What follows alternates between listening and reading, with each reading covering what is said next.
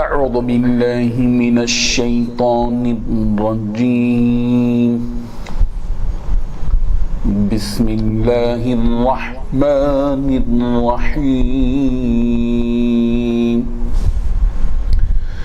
ألم تر إلى الذين أوتوا نصيبا من الكتاب يشترون الضلالة ويريدون أن تضلوا السبيل والله أعلم بأعدائكم وكفى بالله وليا وكفى بالله نصيرا صدق اللہ العظیم۔ حاضرین و ناظرین، یہ درس نمبر 355 ہے۔ سورہ نساء کی 2 آیتوں کی تلاوت کی گئی، آیت نمبر 44 اور آیت نمبر 45۔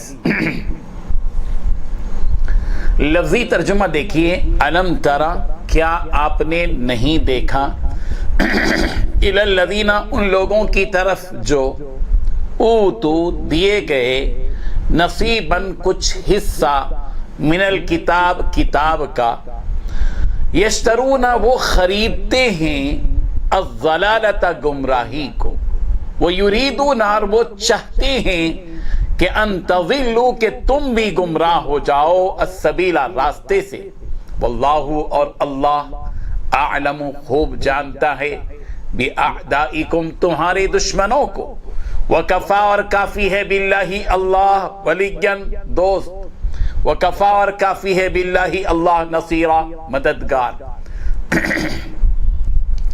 ترجمہ یوں ہے، بھلا تم نے ان لوگوں کو نہیں دیکھا جن کو کتاب کا ایک حصہ دیا گیا تھا کہ وہ گمراہی کو خریدتے ہیں اور چاہتے ہیں کہ تم بھی راستے سے بھٹک جاؤ، اور اللہ تمہارے دشمنوں سے خوب واقف ہے، اور اللہ ہی کافی کارساز ہے، اور اللہ ہی کافی مددگار ہے۔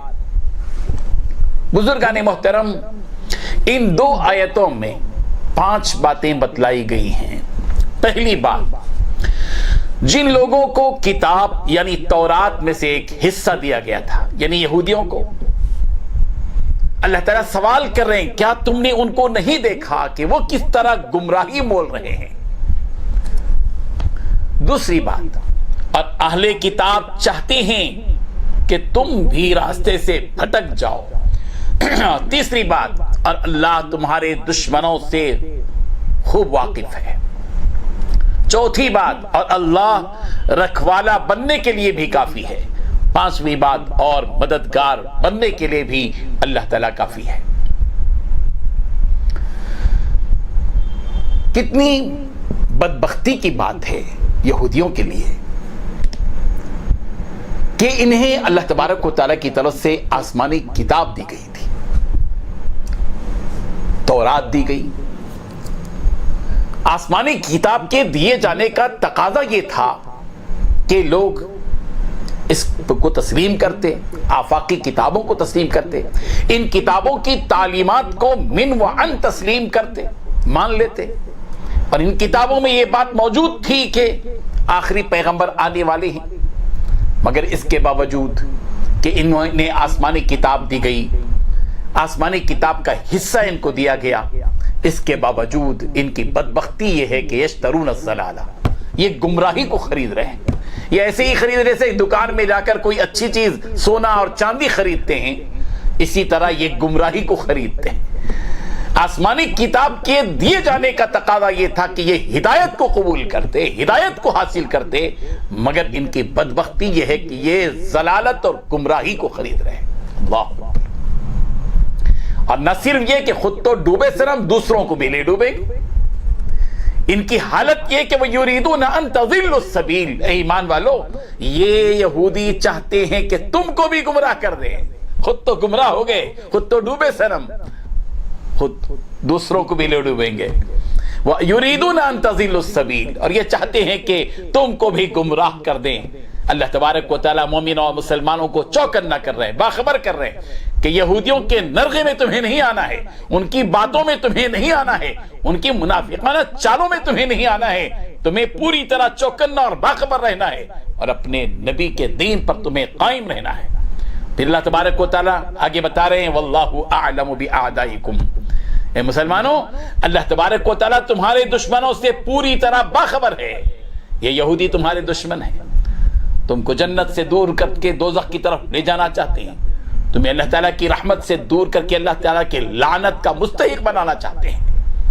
یہ رب ذوالجلال کے قرب سے تم کو دور کر کے رب ذوالجلال کی دوری تمہارے اندر پیدا کرنا چاہتے ہیں۔ اس لیے آگاہ رہو، اللہ تبارک و تعالیٰ تمہارے دشمن سے پوری طرح باخبر ہے۔ لیکن یقین رکھو اگر تم ایمان پر قائم ہو، اگر تم دین محمدی پر قائم ہو، اور اگر تم آسمانی کتابوں کو تسلیم کرتے ہو اور قرآن مجید پر ایمان لاتے ہوئے اس پر عمل کرتے ہو، تو یاد رکھو کہ اللہ تبارک و تعالیٰ تمہارے لیے کافی کارساز ہے، تمہارا رکھوالا ہے، اللہ تبارک ولی ہے تمہارا، وکفا باللہ نصیرا، اور اللہ کافی ہے تمہارے لیے مدد کے اعتبار سے۔